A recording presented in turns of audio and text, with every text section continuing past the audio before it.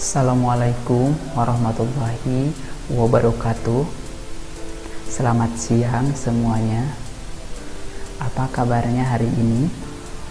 Alhamdulillah, mudah-mudahan kita semua diberi kesehatan dan dilindungi oleh Allah Subhanahu wa Ta'ala. Perkenalkan, nama saya Saiful Hakim dari jurusan Pendidikan Ekonomi Universitas Siliwangi. Saat ini sedang melaksanakan PLP di Mandua, Kota Tasikmalaya. Untuk pembelajaran hari ini, marilah kita berdoa terlebih dahulu. Berdoa mulai.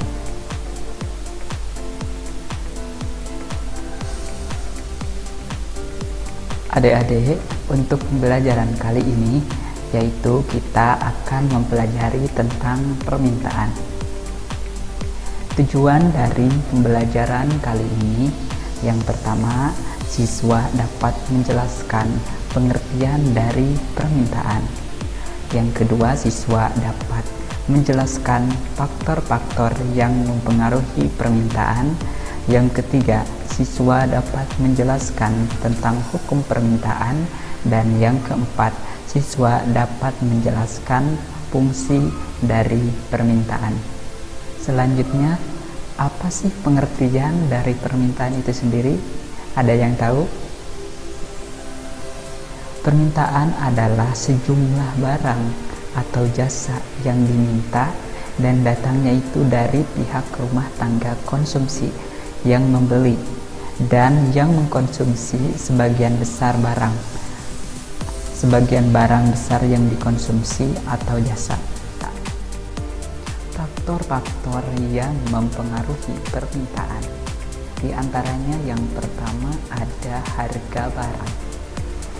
Kenapa harga barang menjadi faktor utama dari permintaan? Jadi harga barang semakin tinggi tingkat harga suatu barang, maka semakin sedikit yang diminta. Begitupun sebaliknya, semakin turun harga suatu barang, maka semakin banyak permintaan yang diminta. Contohnya seperti ini.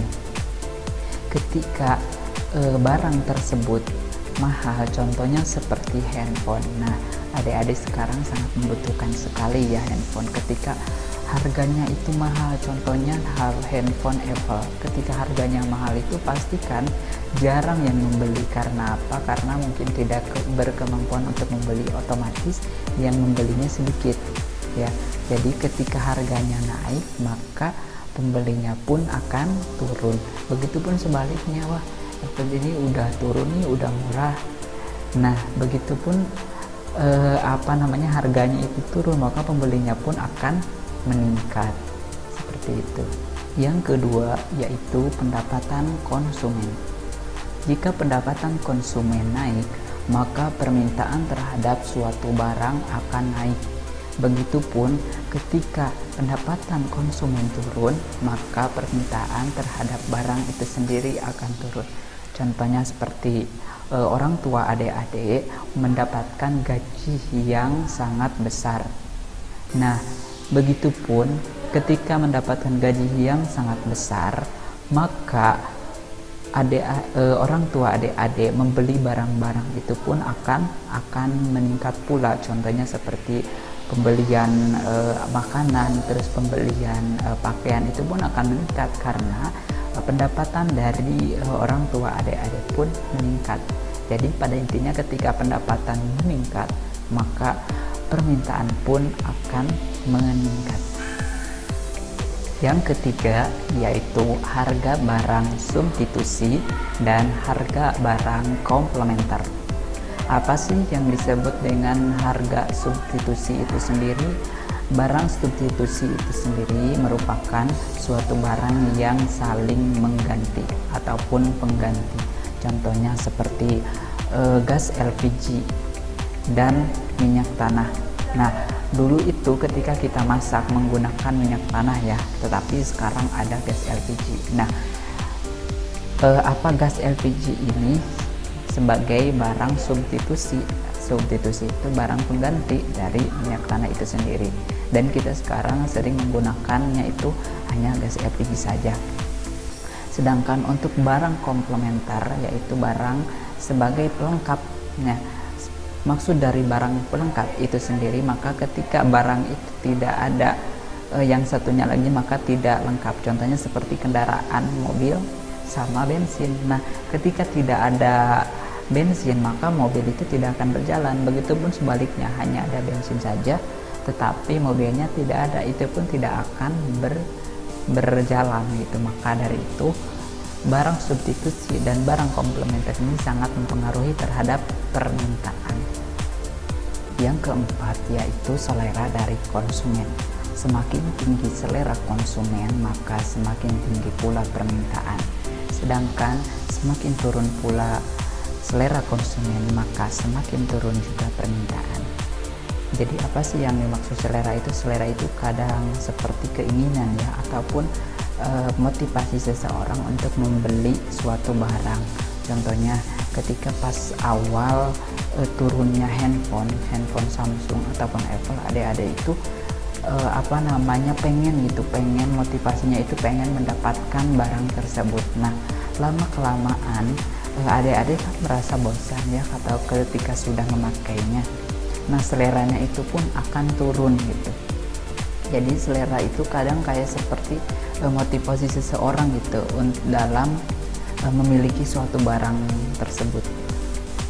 Yang kelima yaitu dari jumlah penduduk. Jumlah penduduk pun mempengaruhi terhadap permintaan. Semakin banyak populasi penduduk di suatu negara, maka akan semakin banyak pula permintaan. Begitupun sebaliknya, semakin turun populasi penduduk di suatu negara, maka akan semakin turun pula permintaan. Contohnya seperti di RRC ataupun di China, penduduknya itu pun sangat banyak, maka kebutuhan dari permintaan ataupun permintaan yang dibutuhkan itu akan banyak pula.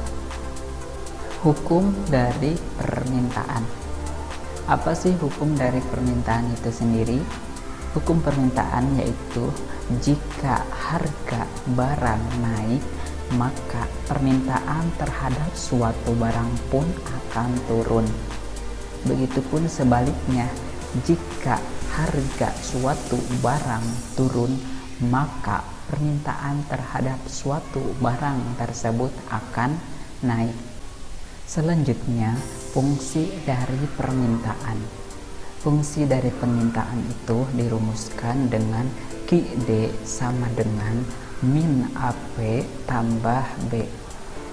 Maka diperoleh dari P dikurangi P1 per P2 dikurangi P1 sama dengan Q dikurangi Q1 per Q2 dikurangi Q1. Dan keterangannya itu P merupakan harga sedangkan Q merupakan jumlah barang. Contohnya diketahui P1 sama dengan 2000, P2 sama dengan 2500, Q1 sama dengan 100, dan Q2 sama dengan 50. Ditanyakannya fungsi D. Yang kedua, kurva daftar harga. Yang ketiga yaitu kurva titik potong. Maka jawabannya yaitu P kurangi P1 per P2 dikurangi P1 sama dengan Q dikurangi Q1 per Q2 dikurangi Q1. Maka P dikurangi 2000 per P 2500 dikurangi P 2000 sama dengan Q dikurangi Q 100 per Q 50 dikurangi Q 100. Maka setelah itu tinggal dikalikan silang.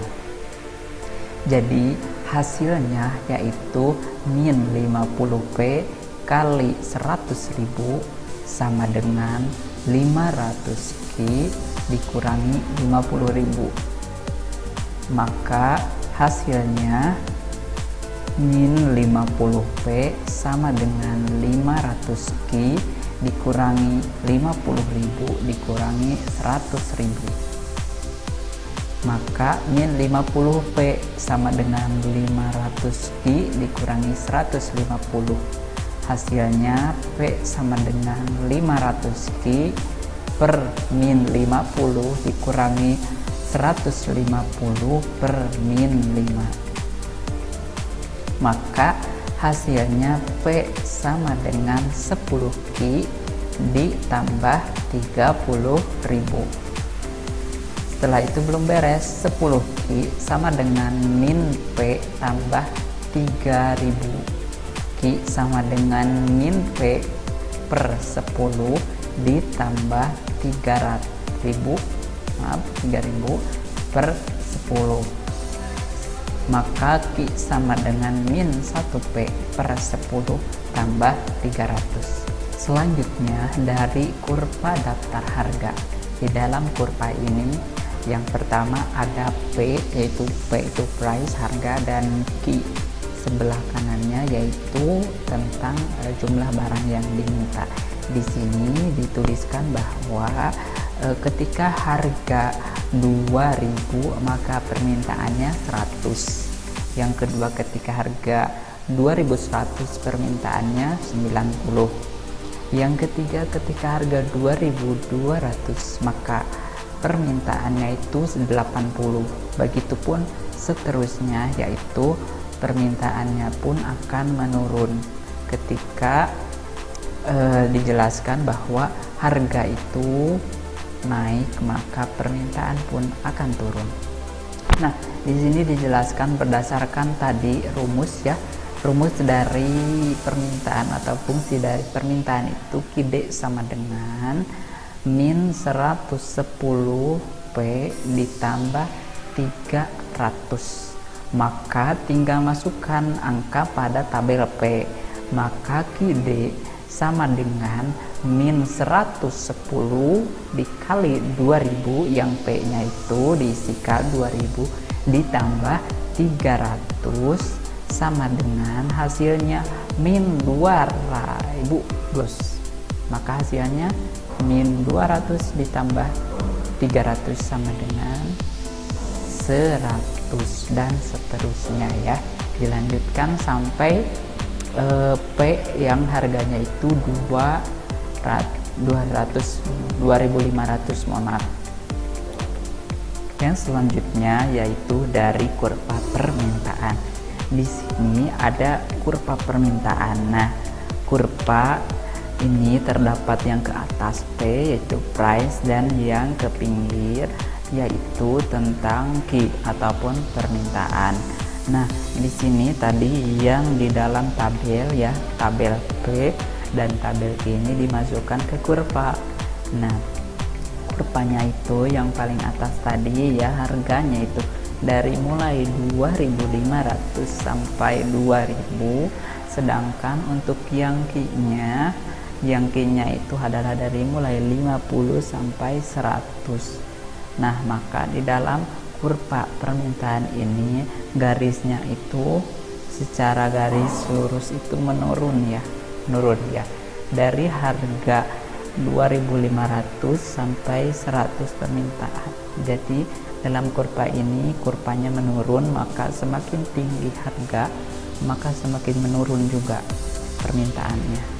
Begitupun sebaliknya, itu merupakan kurva dari permintaannya, yaitu kurva titik potong. Titik potong sumbu P jika Q sama dengan 0, maka P sama dengan min 10Q ditambah 3000 sama dengan min 10 kali 0 ditambah 3000 sama dengan 0 tambah 3000, dan hasilnya P sama dengan 3000. Selanjutnya, jika titik sumbu Q maka P sama dengan 0, maka P sama dengan min 10Q ditambah 300. 10Q sama dengan 3000 dan Q sama dengan 3000 per 10, maka Q sama dengan 300.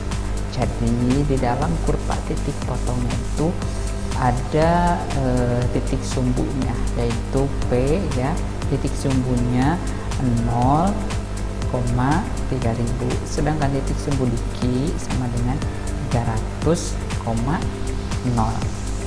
Alhamdulillah, untuk pembelajaran kali ini sudah selesai. Kita bacakan hamdalah bersama-sama.